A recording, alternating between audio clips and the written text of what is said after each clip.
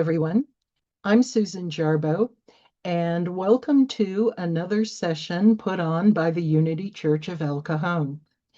With me today is Reverend Linda Burdett and Dr. Kristine Pass.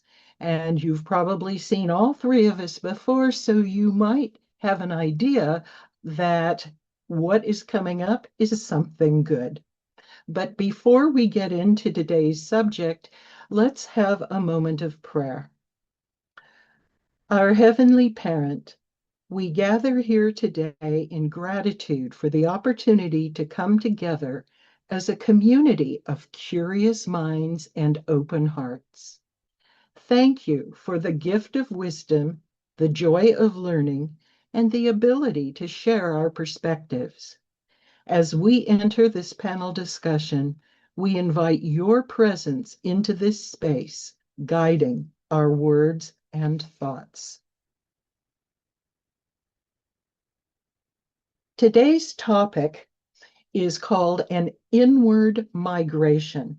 And if you have recently heard a panel discussion on God dwelling within us, you'll find some similarities.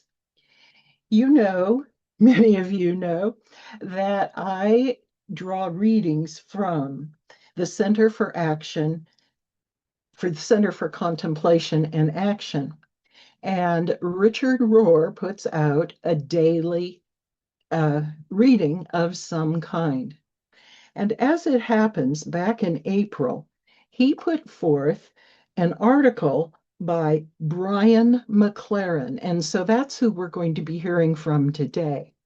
Brian McLaren is an author, activist, and public theologian whose recent work centers on ecological crisis, spiritual transformation, and reimagining Christianity for a world in upheaval. And he reflects on how contemplation and community enable him to live according to the values of the kingdom of God. So this is an inward migration. He writes, during my years as a news junkie, I found myself getting a strange high from the latest ugliness report. Each time I indulged, I fanned the flames of something unhealthy. My moral superiority, or resentment, or fear, or despair, or desolation, or us versus them hostilities. The internal realities we construct in our minds actually exist in our minds, ugly or beautiful, false or true. They shape our internal values, which influence our external behavior. We tend to make the world around us resemble the world within us. Based on our focus, ugliness is everywhere, or beauty abounds. McLaren goes on to refer to Alexis Wright, who is an Aboriginal writer from Australia. Now, as an Indigenous person, she understands that the end of the world has been happening for centuries for Indigenous people. She understands that both colonizers and colonized need to be liberated from the mindset of colonization. The first step toward freedom, she says, is to decolonize or decapitalize the mind so that you can develop strengths that will not be defined by how others believe you should think. She calls this liberation sovereignty of mind. The journey to sovereignty of mind requires an inward migration, where we, in a sense, become refugees from our external nation, culture, economy, and civilization, even though we still live within its borders. We withdraw inwardly. When I heard Alexis Wright speak of this inward migration, I felt I gained a new insight into Jesus and his oft quoted but rarely understood term, kingdom of God. The kingdom of God is within you, he said, Luke 17. He described the innermost room of your consciousness, Matthew 6, where you go to think differently, to sort out your desires and hopes authentically. When you learn how to do that inward migration, that spiritual migration, you find yourself looking for others who have also gone there, who have discovered a freedom and a sovereignty of mind. Jesus said, "Wherever two or three of you gather in my name, there I am." And we might understand him to say, "Listen, I understand that you are outnumbered. I understand that so many people around you have been sucked into the story of ugliness. I understand that you are learning to live by a different story where beauty abounds. You don't need me physically present to tell the beautiful story. You can tell it yourselves. Even just two or three of you can gather together, embodying my way of being in the world. You can be cells of resistance, outposts of transformation, seedbeds of beauty. That is the best future I can imagine for organized religion in these dangerous times. Instead of helping nostalgic people inhabit bubbles of the past, religious communities can help people go forward on this inward migration towards sovereignty of mind, where, in defiance of a rising level of ugliness, people cultivate beauty, seeing it, creating it, savoring it. Savoring beauty within will lead to beautiful outward action. I'd like to open this up to comments from the panel. Kristine.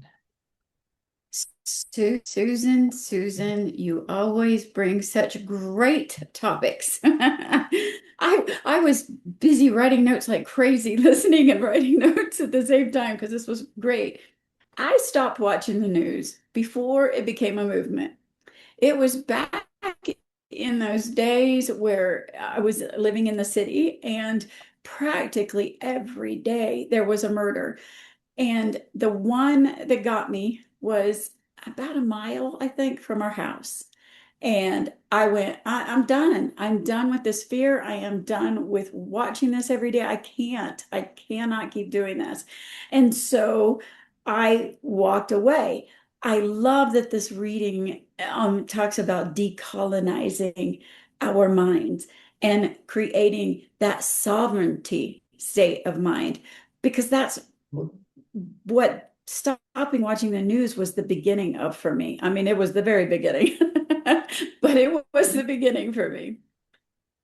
So we have this collective consciousness, we have the society that we're born into, and it really truly does take what the reading said was the inward migration in order to develop our own individuality, the way Emily Cady talks about it. And what strikes me is, the reading you talked about the community that's needed. And we've got that right here with this panel, right here with the Mhm. community that meets on Monday Zooms with the church gatherings at El Cajon, the unity of El Cajon. It's here. The community is here. And it every panelist, every viewer that joins us is all part of making this community stronger so that each one of us can go on that inward migration and set up that sense of sovereignty of mind. I loved this. I loved this. Thank you. Well, thank you, Kristine.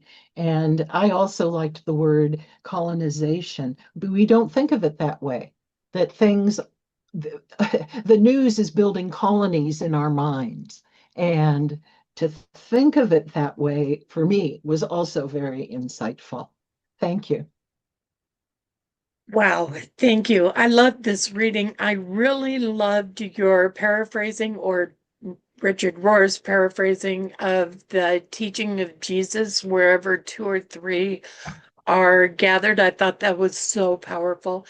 And I wrote this down. I hope I wrote it down right because I'm going to use it. Um, the world around us reflects the world within us. You know, I've heard that said many different ways, but when you read that, it really, really sunk in to me. I really appreciated Dr. Christine's um, talk too. And when she said, and I'm paraphrasing again with love, I quit watching the news before it was a movement. I think that's pretty close. And when she said that, it occurred to me that people are leaving churches for the very same reason, that they don't want to be told how or what to worship and connect to. They want the freedom to express their own spirituality and connect in ways that are meaningful for them. And that's not necessarily a bad thing. I've heard it said that people just aren't as interested in God, and that certainly hasn't been my experience at all. But I have been blessed to experience two or three together being a community that Jesus is in, would, like-minded people. I loved it. I love this topic. Thank you so much, Susan. Well, thank you, Linda, for your comments. And yes, I liked this reading too. Thank you, panelists, for your comments. And now a word to our viewers. If you have any comments about this subject, please leave some remarks in the comments section. We do read the comments and we would love to hear from you.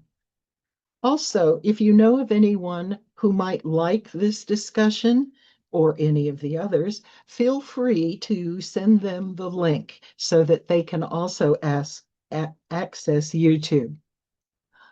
Do you have any ideas for us? Is there something you'd like this panel to address or talk about or think about? Feel free to send us your ideas, and we'd be happy to think about them, research them, and then create a discussion on them. Even better, if you have something that's on your mind, come and join us. Be a part of the panel. We welcome people to participate with us, even if you just participate once because you have a particular subject you like, or you could become a regular panelist. We would love that too. But if you can't go that far, please think about subscribing, and the information on how to do that is at the end of this tape. And there's information about the Unity Church and how to contact us at the end of this video. Thank you for being with us, and we hope to see you again on future discussions. Thank you for joining us, and let's stay connected and grow in spirit. We are on Facebook. Search for Unity Church of El Cajon and follow us and like our posts. You can reach us on YouTube at Unity Church of El Cajon. Please subscribe to our channel, watch our videos, and leave comments which can help us improve. We are on the web at unityofelcajon.org. Email or call our church office to receive our weekly newsletters, which lists all of our activities and opportunities to learn and grow together.